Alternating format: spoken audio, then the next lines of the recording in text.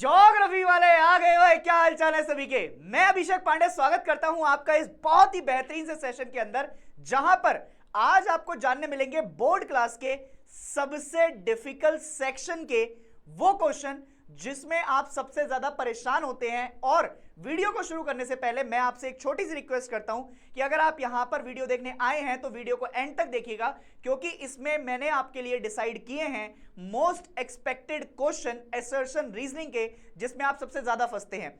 Assertion reasoning एक ऐसा part रहता है जिसमें मैं हमेशा रिक्वेस्ट ही करता हूं बच्चे से कि जब आप एमसीक्यू अटेम्प्ट कर ले तो एमसीक्यू अटेम्प्ट करने के बाद आप पहले शॉर्ट आंसर क्वेश्चन पर आओ, फिर लॉन्ग आंसर क्वेश्चन पर आओ, मैपिंग करो, और जो ये 2 क्वेश्चन होंगे लगभग या 3 क्वेश्चन जो भी आएंगे आपके, उसको आप सबसे लास्ट में अटेम्प्ट करना। समझ रहे हो मेरी बात? तो मैं फिर से आपका वीडियो स्टार्ट करने से वही कह रहा हूं कि असर्शन रीजनिंग के क्वेश्चन में अपना दिमाग फंसा कर वो क्वेश्चन मत भूल जाना जो तुम्हें आते होंगे। तो असर्शन रीजनिंग सबसे लास्ट में अटेम्प्ट करना, क्योंकि यहां से तुम आपका अपना दिमाग पूरा एक बार लगाकर आ चुके होगे। अब तुम फ्री माइंड होगे जहां पर तुम्हें अपना दिमाग लगाना है। ठीक है, चलो शुरू करते हैं। असर्शन रीजनिंग करने से पहले पांडे जी की आपका कुछ टिप्स मैं तुमको दे रहा हूं। देखो, जो मैंने आपका चैप्टर पढ़ाए हैं, ठीक है, चैप्टर की डिटेल इंस्ट्रक्शन या चैप्टर की डिटेल तुम्हारे पास क्या होनी चाहिए? चैप्टर की डिटेल तुम्हारे पास एक पूरी मतलब अंडरस्टैंडिंग होनी चाहिए। अगर तुम्हारे पास प्रॉपर अंडरस्टैंडिंग नहीं है दोस्त, तो मैं तुमको बता रहा हूं कि असर्शन रीजनिंग के क्वेश्चन में लाले पड़ जाएंगे आपका करने के। मतलब स्टेटमेंट को पढ़ना, और तुम उसका ना जब भी तुम स्टेटमेंट पढ़ो, जैसे एग्जांपल के तौर पर मैं तुम्हें एक छोटा सा एग्जांपल देता हूं कि आज मेरे घर में शादी है। मेरे घर में शादी है। अब मेरे घर में शादी है तो शादी का कारण क्या हो सकता है? अब मैं दूसरा आपका तुम्हें एक रीजन दे रहा हूं। मेरी आपका दादी जी की अंतिम इच्छा है कि जितनी जल्दी मेरी शादी हो जाएगी उतनी जल्दी आपका जो है बेसिकली सारा निपटारा हो जाएगा, क्योंकि वो फिर आपका क्या हो जाएंगी, स्वर्ग की सीढ़ियां चढ़ जाएंगी। समझ रहे हो मेरी बात? तो स्वर्ग की सीढ़ियां जैसे अभी बताओ तुम आपका अभिषेक भाई, तुम्हारे आपका घर में भी कहते होंगे ना कि शादी कर ले, आपका स्वर्ग की सीढ़ियां चढ़ रहे हैं। तो वो स्वर्ग की सीढ़ियां आपका क्या चढ़ती है? दादा दादी की इच्छा होती है कि अब मैंने 2 बात बोली है। पहली बात क्या है कि मेरे घर में शादी है। इसका एक कारण यह भी हो सकता है कि मेरी जो दादी हैं वो अंतिम इच्छा अपनी देखना चाहती हैं क्या, कि मेरी शादी जल्दी हो जाए। तो क्या तुम्हें जो पहला वाला मैंने आपका ऑप्शन बताया, क्या वो दूसरे ऑप्शन के साथ कनेक्ट करता हुआ दिखाई दे रहा है? अरे क्यों नहीं दिखाई दे रहा है? दिखाई देगा। तुम यार तुम ऐसी बातें मत करो। ये आपका आदमी अभी सही नहीं है। अभी इनकी आपका जो है बाबू सोना ने बुलाया इनको, तो ये बाद में बात करेंगे। अभी तुम मेरी बात सुनो। तो भैया देखो, एक कारण तुम्हें ढूंढना है कि क्या जो तुम्हारा असर्शन रेट रखा है क्या उसके कारण है चीजें। गंगा आपका पॉल्यूशन की तरफ जा रही है, तो गंगा के पॉल्यूशन के क्या कारण है? इंडस्ट्रीज का आपका जो पॉल्यूशन है वो कारण हो सकता है, हो सकता है। अगर तुम आपका देखोगे तो उसमें हम पैकेट सारा गुटका गुटका सब थूक के आते हैं, तो वो रीजन हो सकता है, हो सकता है। तो कारण तुम समझ गए तो फिर तुम्हारा आपका काम आसान हो जाएगा। तो इससे पहले कि जब तुम एक बार असर्शन पढ़ो ना, असर्शन पढ़ने के बाद जैसे ही तुम आपका रीजन पढ़ने की तरफ जाओ, तो रीजन को पहले एक बार ये जरूर समझ लेना दोस्त कि क्या ये कारण आपका हो सकता है या नहीं। तो अब आओ दूसरे ऑप्शन की तरफ। Read the both the statement. पहला है most of the quaternary activity can be outsourced. बिल्कुल सही ऑप्शन है, क्वार्टरनरी एक्टिविटीज को आउटसोर्स किया जा सकता है। These services are not necessarily based on resources and market। अब मेरी एक बात सुनो, क्वार्टरनरी एक्टिविटीज में जो हम काम करते हैं वो रिसर्च का आपका आता है या फिर आपका इंफॉर्मेशन वगैरह वाली आपका चीजें हो जाती है, तो हाई स्किल में, तो उनके लिए बहुत ज्यादा मार्केट और रिसोर्सेज आपका बेस्ड नहीं होंगी चीजें। तो अगर तुम आपका ये दोनों ऑप्शन तुम्हें दिखाई दे रहे हो तो इसका मतलब दोनों एक दूसरे के आपका रीजन को सपोर्ट करते हुए दिखाई दे रहे हैं। ऐसे ही अब एक और ऑप्शन है, देखो ध्यान सुनो। मैंने तुम्हें आपका कंट्री की डंपिंग के बारे में समझाया था। डंपिंग का एक पॉइंट मैंने मैराथन में कवर किया था कि डंपिंग क्या होता है। मतलब 2 कंट्रीज में आपका बेसिकली तुम गुड्स सप्लाई कर रहे हो बट अलग अलग रेट पे आपका तुम डंप कर रहे हो। तो इंडिया अगर वहां पर पॉपुलेशन ज्यादा है तो तुम क्या करोगे, चीपेस्ट रेट पर आपका अपनी डंपिंग कर रहे हो। तो ऐसे ही क्या है, countries need to be cautious about dump goods under free trade. अब जैसे इंडिया और ऑस्ट्रेलिया ने आपका क्या किया, नहीं ऐसे समझो, इंडिया और इटली, मेलोनी भाभी हैं हमारी, मोदी जी के साथ आपका उनके अच्छे संबंध है। तो मेलोनी आपका क्या करती है, मेलोनी जी ने आपका कह दिया कि चलो मोदी जी तुम आपका अपने परम मित्र हो, तो तुम हमारे यहाँ आपका फ्री में पैसा दे जाओ या फ्री में आपका अमरूद भिजवा देना। अब आम का सीजन भी आ रहा है तो मोदी जी पर्सनली जाते हैं आपका उनको आम देने। तो अब क्या हुआ, ऐसे मेलोनी जी के आपका जो है पास उन्होंने फ्री ट्रेड करवा ली। बट फ्री ट्रेड के चक्कर में मोदी जी ने क्या करा, मोदी जी को लगा कि आपका भारत मेरा महान, तो मोदी जी आपका अपने काम पर थे। मोदी जी ने इस बार आपका दिमाग से सोचा, प्यार से नहीं सोचा। मोदी जी ने कहा कि भाई साहब आम के आपका जो है तुम तुम्हारे यहाँ सामान तो भिजवा रहा हूं पर उसका पैसा भी लूंगा। तो उन्होंने अंधे आपका डंपिंग कर दी। तो कंट्रीज को आपका प्रिकॉशन लेना बहुत जरूरी है। दूसरा, dumping of goods can harm the domestic producer. अब डोमेस्टिक प्रोड्यूसर कौन होते हैं? जो ऐसी चीजें जो उस देश से आपका रिलेटेड होती हैं उसी में आपका बनाते हैं। तो ये बिल्कुल सही बात है, दोनों ही आपका इंपॉर्टेंट है, ए एंड आर दोनों करेक्ट है, और आर आपका जो है बेसिकली करेक्ट एक्सप्लेन उसको करता हुआ जा रहा है। R is the correct explanation of ए।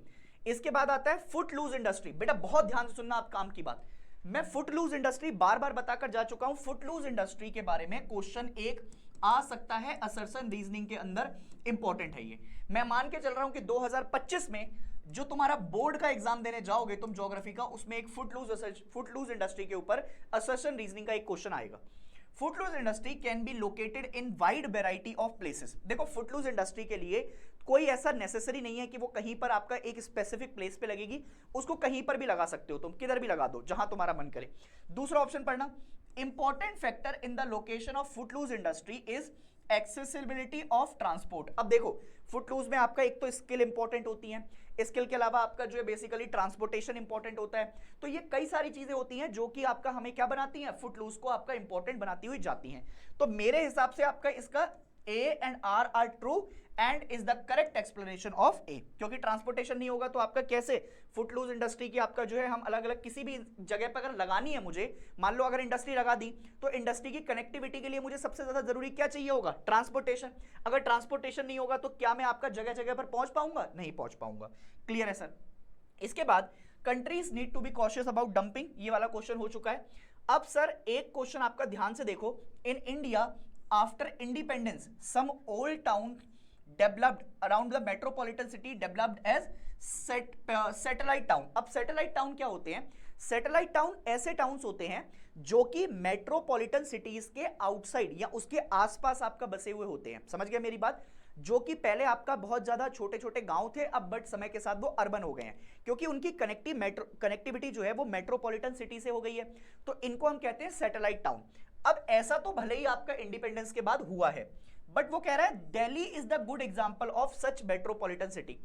दिल्ली के आसपास तुम देखोगे तो बहुत सारे सैटेलाइट टाउन आपका बसे हैं, बिल्कुल बसे हुए हैं। दिल्ली के आसपास तुम जाओगे तो तुम्हारे पास आपका जो है बेसिकली फरीदाबाद, फिर आपका गुड़गांव हो गया, ये सारे क्या थे पहले, ये पहले आपका जो है बहुत छोटे छोटे आपका बेसिकली गांव हुआ करते थे, अब वो क्या हो चुके हैं, सैटेलाइट टाउन बन गए हैं।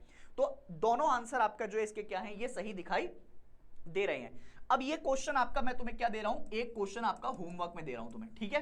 होमवर्क के कुछ 3-4 क्वेश्चन दूंगा, तुम्हें अच्छे से अटेम्प्ट करने हैं, ठीक है। इस क्वेश्चन को आपका तुम क्या करोगे, अच्छे से अटेम्प्ट करोगे। अब देखो, अब अपन आगे चलते हैं। अब वो कह रहा है free international trade can prove to be detrimental to the under developed countries. अगर बेसिकली आपका अंडर डेवलप्ड कंट्रीज की बात करेंगे तो जो फ्री ट्रेड है वो उनके लिए क्या साबित होगी, आपका एक अच्छी कारीगर साबित होगी। So under developed countries are not as par to compete with the developed country.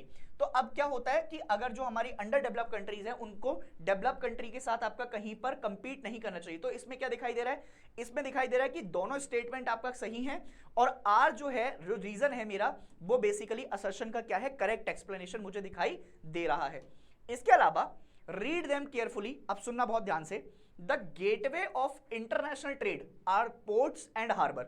अगर मुझे आपका कहीं पर जाना है, कहीं पर इंटरनेशनल ट्रेड करनी है तो उसका गेटवे क्या है, उसका गेटवे हमारे पोर्ट और हार्बर आपका दिखाई दे रहे हैं। वो कह रहा है only heavy cargoes are transported. ये इससे फर्जी बात आपका कुछ नहीं हो सकती। एक हिंट दे रहा हूं, एक हिंट दे रहा हूं, बहुत सुन, तुम पेपर लीक की बात करते हो ना, काम की बात सुनो। अगर रीजन में या असर्शन में कहीं पर ओनली शब्द लिखा हुआ मिल जाए, ओनली, तुम कोई भी पेपर दे रहे हो आपका कंपटीशन से लेकर आईएएस तक, अगर ओनली शब्द आपका लिखा हुआ मिल जाए ओनली, तो 95% टाइम पे वो ऑप्शन हमेशा आपका गलत होगा। समझ गए? अब मैंने आपका मान लो इस पे ये लिखा है only heavy cargos. Only heavy cargos नहीं होते हैं, फ्रीट्स भी जाते हैं, हल्का फुल्का सामान भी जाता है, और वो सारी चीजें आपका दिखाई देंगी। तो इसका मतलब है सिर्फ इसका असर्शन करेक्ट है और ये वाला ऑप्शन आपका क्या हो जाएगा, रीजन गलत हो जाएगा। Next, waterway is an important mode transport for both passenger and cargo traffic India. सही बात है।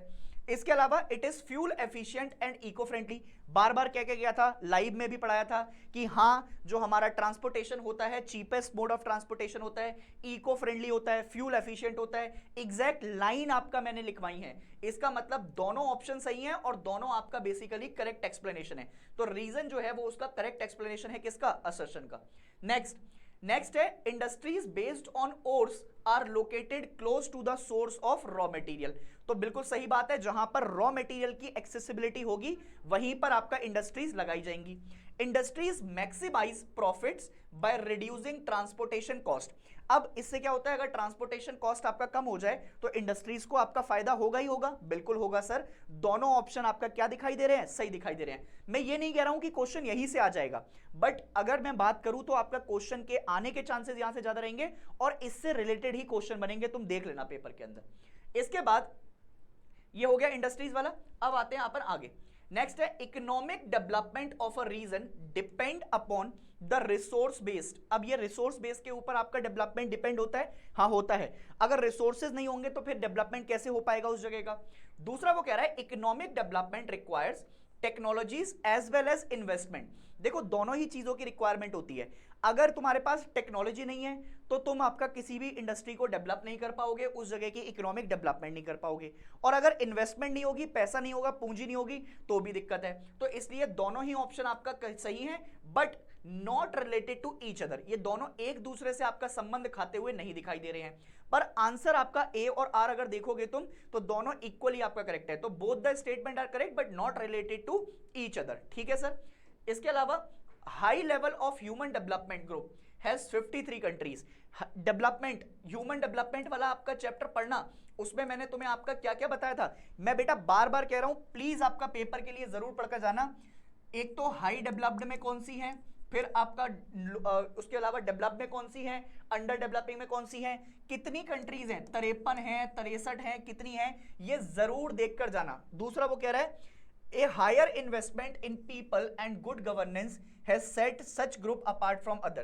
तो हायर ह्यूमन डेवलपमेंट में आपका ग्रुप में देखोगे तो 53 कंट्रीज ही हैं, बिल्कुल सही है आपका बेसिकली हाई लेवल वाले में। Higher investment in people and good governance has set the group apart from the each other.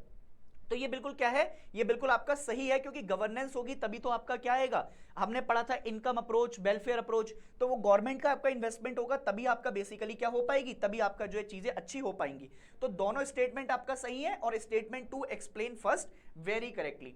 इसके अलावा आते हैं स्टेटमेंट 1 पर। The resource intensive approach of modern expensive agriculture has become unmanageable for marginal and small farmer. अब marginal और small farmer के लिए आपका क्या हो चुकी है, चीजें बहुत आपका शॉर्ट हो चुकी है। मार्जिनल कौन होते हैं, जिनके पास कम होती है, due to very meagre and no saving to investment in agriculture, ठीक है। Most of such farmers have resorted to availing credit from various institution and money lenders. अब बेचा जो छोटे फार्मर्स होते हैं वो क्या करते हैं बेचारे, वो आपका बेसिकली अपने गांव में सरपंच से, अपने प्रधान से, अपने लोगों से आपका क्या ले लेते हैं, पैसा ले लेते हैं। और फिर आपका क्या हो जाता है, उनपे वो क्रॉप फेलियर हो गई कहीं पर तो वो रिटर्न नहीं दे पाते, वापस आपका पैसा नहीं जा पाता। तो ये दोनों ही आपका सिचुएशन क्या है, सही है और एक दूसरे के आपका संबंध में बिल्कुल सही दिखाई दे रही है। इसके अलावा in the last stage of demographic transition, demographic cycle याद आ रही है, डेमोग्राफिक ट्रांजिशन याद आ रहा होगा, एंड मोर्टेलिटी डिक्लाइन कंसिडरेबली। तो अब जो बेसिकली लास्ट आपका डेमोग्राफिक साइकिल था वहां पे मोर्टेलिटी क्या होती जा रही है, कम। Resultant population is either stable और grows slowly due to, slowly आपका जो है बेसिकली याद रखना, बस ये पॉइंट आपका याद मत रखना तुम, ठीक है, स्लोली तक आपका याद रखना। तो वो क्या कह रहा है, जो रिजल्टेंट पॉपुलेशन है वो आपका इधर स्टेबल या फिर आपका बहुत धीरे धीरे कर कर बढ़ती जा रही है। तो दोनों ऑप्शन सही है और दोनों ही आपका क्या है, करेक्ट एक्सप्लेनेशन है एक दूसरे के, ठीक है। इसके बाद society fails to acknowledge and take efficient measure to remove such discrimination can not be treated as civilised one, बिल्कुल सही बात है। Duly acknowledging the adverse impact of discrimination, launched a campaign called as Beti Bachao Beti Padhao. ये याद मैंने पढ़ाया था class के अंदर कि हम जो आपका बच्चियों को नहीं आपका रख पा रहे हैं, या फिर आपका उनको प्रॉपर एक तरीके से आपका स्कूल नहीं बेच पा रहे थे, या फिर आपका मार दे रहे थे पहले ही, तो वो बेटी बचाओ बेटी पढ़ाओ कैंपेन आपका चलाना पड़ा, ठीक है। बट इसका जो संबंध है वो ऊपर वाले से आपका मुझे कोई नहीं दिखाई दे रहा है, क्योंकि सोसाइटी के अंदर डिस्क्रिमिनेशन है, इससे बच्चियों के ऊपर आपका कोई इंपैक्ट नहीं आना चाहिए। सोसाइटी का डिस्क्रिमिनेशन अलग है और बच्चियों का अलग है।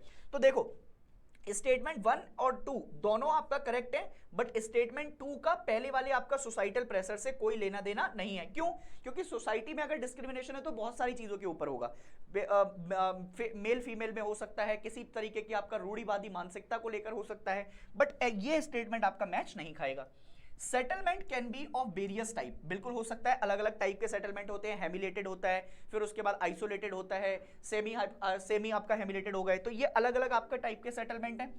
Various physical factor affect the growth of settlement, तो ये दोनों बातें आपका सही है, और दोनों बातें आपका सही होने के साथ ये इसका कारण भी बता रहा है कि अगर आपका फिजिकल फैक्टर अलग अलग होंगे तो वो ग्रोथ ऑफ सेटलमेंट को क्या करेंगे, डिफरेंशिएट करेंगे और आपका उससे डिफरेंटली हिट करेगा। अब आते हैं मेडिटेरेनियन रीजन पर। मेडिटेरेनियन रीजन के आसपास कौन से तरीके का आपका कल्चर, मतलब कौन सी तरीके की खेती होती है, विटीकल्चर वाली, ग्रेप्स वगैरह, वाइन्स वगैरह बनाते हैं, ठीक है। Have been inhabited from early period in the history, ठीक है सर, बिल्कुल सही बात है।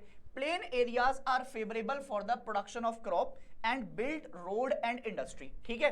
तो सर ये मेडिटेरेनियन सी की बात कर रहा है और ये प्लेन इलाके के बारे में बात कर रहा है। दोनों अगर देखोगे तो इंडिविजुअली तो आपका बिल्कुल सही बात कर रहे हैं, बट मेडिटेरेनियन का प्लेन इलाके से क्या लेना देना, ये अलग है और ये अलग है, तो ये इसका करेक्ट एक्सप्लेनेशन बिल्कुल नहीं बता रहा है। बट अगर दोनों इंडिविजुअल स्टेटमेंट पढ़ोगे तो दोनों क्या है, सही है। इसके अलावा ये रिपीट हो गया क्वेश्चन, सॉरी, ठीक है। इसके अलावा understanding of friction and heat helped human discovering fire, बिल्कुल सही बात है। Technological enables the human to overcome the limitation imposed by the nature. तो अब तुम देखोगे तो जो टेक्नोलॉजी आपका क्या करती है, technology enables the human to overcome, ना ना ना ना ना, ओवरकम नहीं, ओवरकम नहीं, ओवरकम नहीं, लिमिटेशंस है तो वो तो आपका रहेंगी रहेंगी, ओवरकम आपका बेसिकली आपका ये स्टेटमेंट गलत हो जाएगा। तो अगर तुम देखोगे तो ए और ट्रू, वैसे एग्जैक्टली अगर देखोगे ना तो दोनों ही आपका बिल्कुल सही है, ओवरकम भी कर रहा है ना, मतलब हेल्प कर रहा है ओवरकम होने में। अगर तुम देखोगे तो ये भी सही है और ये भी सही है, बट टेक्नोलॉजी का आपका फ्रिक्शन वाले एग्जांपल से कोई लेना देना नहीं हो पा रहा है, तो ये दोनों आपका एक तरीके से मैच नहीं। नेक्स्ट क्वेश्चन जो तुम्हें दिखाई दे रहा है, अब वो कह रहा है nomadic herding is practised over vast horizontal as well as vertical distances, ठीक है। वो कह रहा है nomad migrates from plains to high altitude pasture during winter season I and high altitude pasture to the plains during summer season. बेटा ये तो उल्टा हो गया ना, अपोजिट कर दिया उसने, तो ए तो आपका सही है, ये तो आपका क्या है, ये तो बिल्कुल सही है, बट आर जो है ये आपका क्या होता दिखाई दे रहा है, मुझे गलत होता हुआ दिखाई दे रहा है, क्योंकि अपोजिट आपका बात कर रहा है वो उसमें। नेक्स्ट है in truck farming, truck farming याद आ रही है बेटा, farmers only specialise in vegetable cultivation, तो ये सही बात है। There is emphasise on social ownership of means of production in the truck farming, ये गलत हो जाता है बेटा, ये आपका जो है ऑप्शन क्या हो जाता है, गलत। तो A is true but R is false, ठीक है। उसके बाद over 40% of the GDP of world is generated by tourism, याद आ रहा है, मैंने एग्जैक्टली स्टेटमेंट लिख के दिया था कि लगभग पूरे आपका वर्ल्ड की 40% पॉपुलेशन जो है या जीडीपी जो है वो किससे आ रही है, ये आपका आ रही है कहां से, टूरिज्म से। और मैंने कहा था कि मेडिकल टूरिज्म का एक क्वेश्चन आपका आना तय है पेपर के अंदर।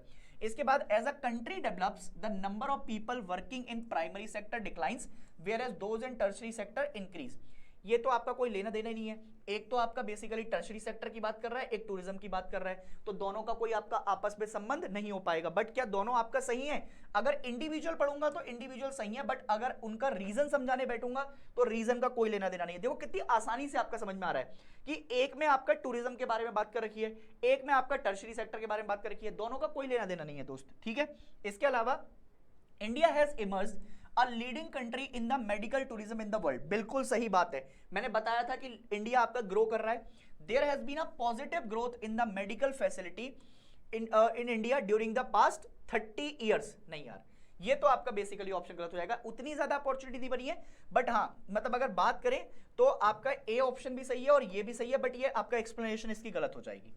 नेक्स्ट है railways are most suited for large volume bulky material over longer distance, सही है। As compared to the railways, road transport is economically for the shorter distance. अब रोड ट्रांसपोर्ट आपका किसके लिए होता है, रोड ट्रांसपोर्ट आपका इकोनॉमिकल है, इकोनॉमिकल शॉर्ट डिस्टेंस के लिए। देखो यार, इकोनॉमिकल तो आपका नहीं हो पाएगा, बट शॉर्ट डिस्टेंस के लिए आपका बिल्कुल सही बात है कि आपका सही होता है। देखो अगर दोनों की बात करें तो दोनों अपनी अपनी जगह आपका बिल्कुल सही है। ए भी आपका सही दिखाई दे रहा है कि railways are most suited for large, और as compare to railways road transport in economic are short distance. बात तो सही है दोनों की, बात तो आपका दोनों इंडिविजुअली तो आपका करेक्ट है, बट अगर रीजन के हिसाब से जाएंगे तो रीजन के हिसाब से आपका ये क्या हो जाएगा, रीजन के हिसाब से आपका इसकी बात सुइटेड मुझे दिखाई नहीं दे रही है। नेक्स्ट आते हैं, barter system did not promote trade and was very complex. Obvious ही बात है, डबल कोइंसिडेंस ऑफ वांट्स, ये सारी चीजें आपका क्या आती हैं, ये आपका कुछ रीजन बन जाती है। Next, in primitive society it was almost impossible to find people who were in need of same commodity as one need to exchange। पहले के जमाने में आपका क्या होता था, अगर तुम्हें 40 किलो आपका गेहूं चाहिए तो तुम्हें पहले इंसान वो ढूंढना पड़ेगा कि जो उसके पास 40 किलो गेहूं हो। अगर तुम्हारी और उसकी आपका चीजें मैच करेंगी तभी तुम आपका क्या कर पाओगे, सॉर्ट कर पाओगे। दोनों ऑप्शन सही हैं और दोनों एक्सप्लेन भी आपका सही कर रहे हैं। Socio economic factor affects the distribution of population in India. दूसरा है, climate is one of the important socio economic factor. Climate is one of the important socio economic factor. यार सोशियो इकोनॉमिक फैक्टर तो नहीं हो सकता climate, ठीक है। Socio economic factor affect the distribution of population in India, ठीक है, बिल्कुल करते हैं, A is true. Climate is one of the important socio economic factor, नहीं यार ये तो ज्योग्राफिकल फैक्टर में आएगा ना, तो आपका ये क्या हो गया, ये दोनों तो आपका बेसिकली गलत हो गए। अब मतलब एक सही है सोशियो इकोनॉमिक वाला, और ये आर क्या है, आर आपका जो है बेसिकली फॉल्स दिखाई दे रहा है, सोशियो इकोनॉमिक नहीं आएगा।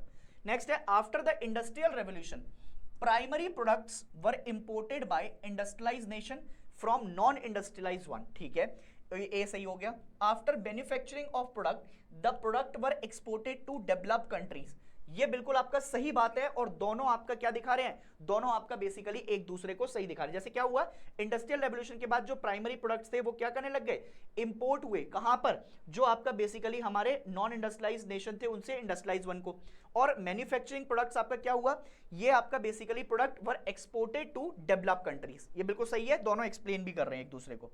नेक्स्ट है sir, in India the work participation rate tends to be higher in areas of low level of economic development, सही है।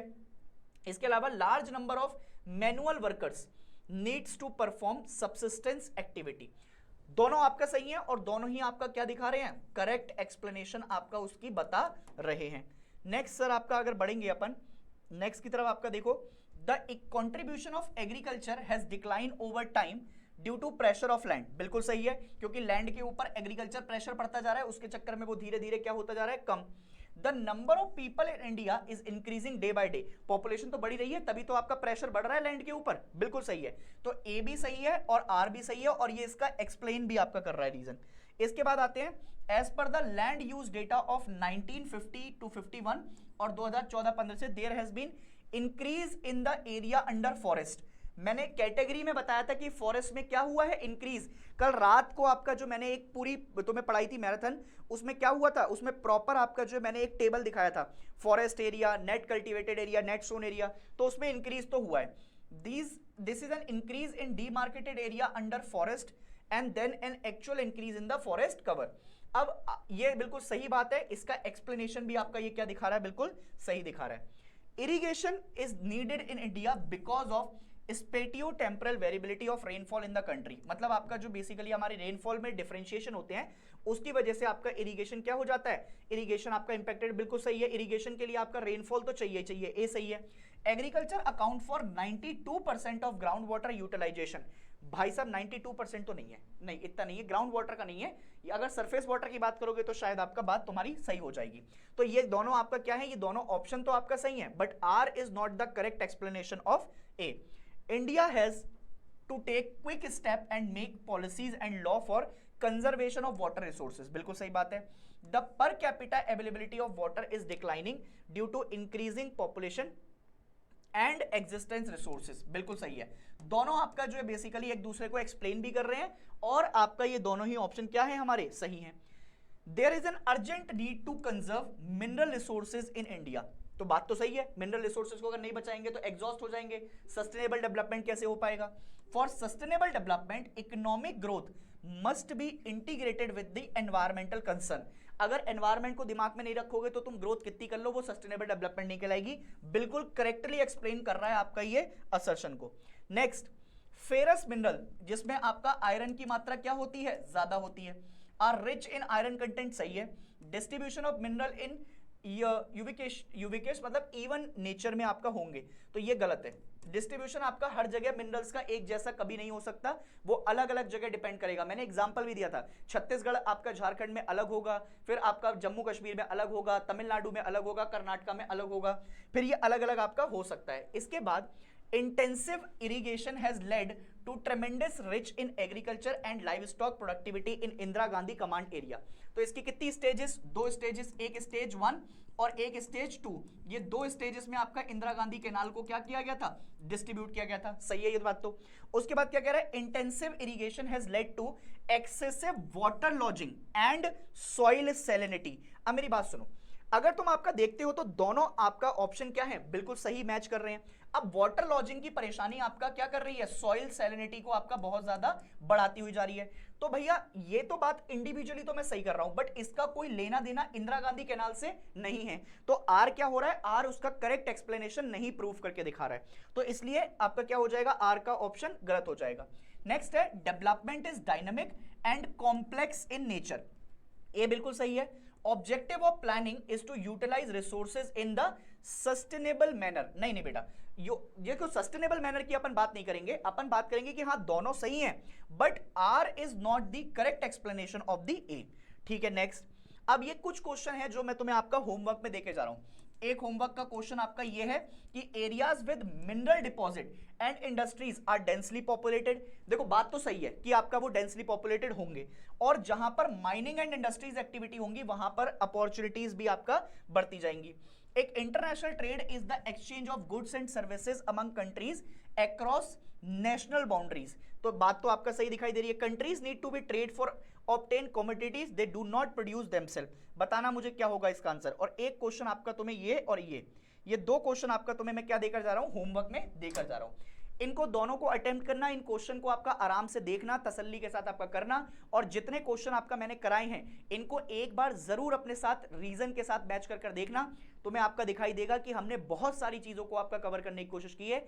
जिस चैप्टर से आपका मैंने नहीं उठाए हैं तो मुझे लगा कि उससे आपका तुम्हारे असर्शन रीजनिंग के क्वेश्चन शायद कम बने, तो इसलिए मैंने नहीं दिया है। बट मैं फिर से कह रहा हूं, असर्शन रीजनिंग यहीं से आए ये पॉसिबल नहीं है, वो किसी भी चैप्टर से आ सकते हैं, बट मैं वादा कर रहा हूं कि आपका हो सकता है कि क्वेश्चन आपका यहां से फुट लूज इंडस्ट्री वाला और कुछ माइंस और इंडस्ट्री वगैरह वाले क्वेश्चन से आपका बनते हुए दिखाई दें। Ladies and gentleman, this is all for assertion reasoning. मेरी बात को सुनकर अगर अटेम्प्ट करोगे क्वेश्चन तो ईमानदारी की बात है असर्शन रीजनिंग आपके सही हो जाएंगे। ध्यान रखें, खुश रहें, मुस्कुराते रहें, पढ़ते रहें। तब तक के लिए जय हिंद, टेक केयर, बाय बाय।